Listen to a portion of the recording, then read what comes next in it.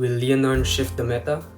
We have a new Lianorn revealed, Marsh Floor Lianorn Vivace. It has a new keyword, Unison Dress. If you place it on top of a Lianorn with a different card name or a unit already in Unison Dress state, you draw a card and it becomes Unison Dress. So you still have to use the other Lianorns like the original one or even the Masques. Then second skill, once per turn, when this unit attacks in the Unison Dress state, while not boosted, stand all of your rear guards and they boost this unit.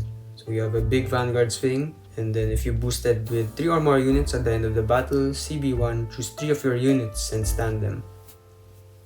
And they get plus 5,000 power and minus 1 drive. So it only says units, so you can stand your Vanguard.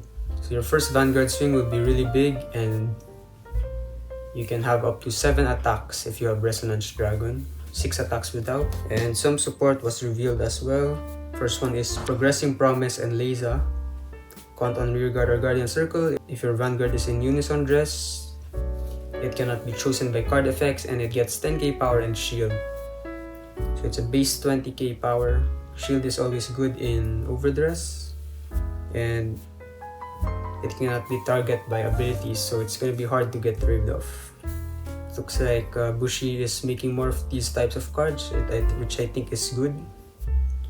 And then second, Rhythm of Joy Elentis. During your turn, if you have Lianorn Vanguard, plus 2k. If your Vanguard is in Unison Dress, 5k, so it's 13k. And then second skill, at the end of your turn, if your Vanguard was boosted a total of 3 or more times this turn, retire this unit, draw a card, and countercharge if you have no open CB. I think just retiring itself and drawing one is already good, and you even get a countercharge. So a lot of the first impressions of this deck is that it's broken, but I don't think it's broken. I think it's just a good deck. The issue with the deck is you have to get to the point where you're with Vivace with a solid board.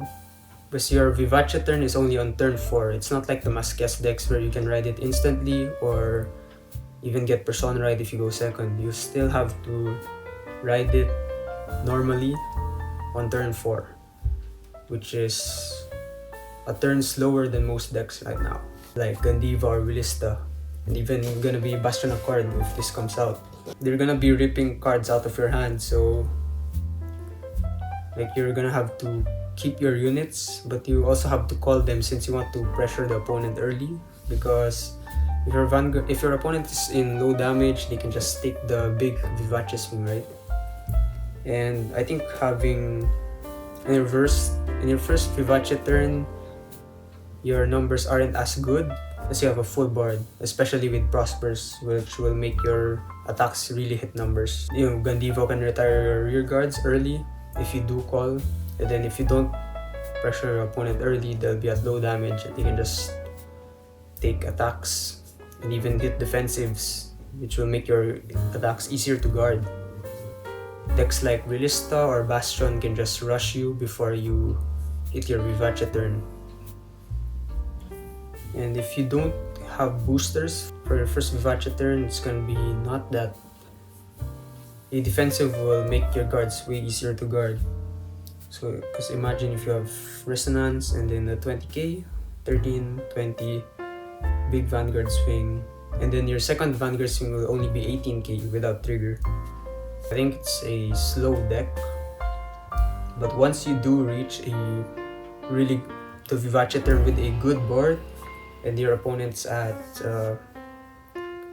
like 3 or 4 damage, ideally 4, I think it's gonna be really strong. But yeah, the only issue is getting there, right?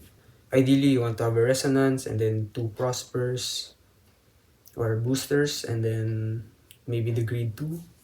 Overall, I think the deck is good, but I don't think it's broken. But we'll see, you know, since there's still no results, since it just reveals and no place testing, maybe someone will figure out the deck and maybe it will be strong. That's all. Thank you for watching.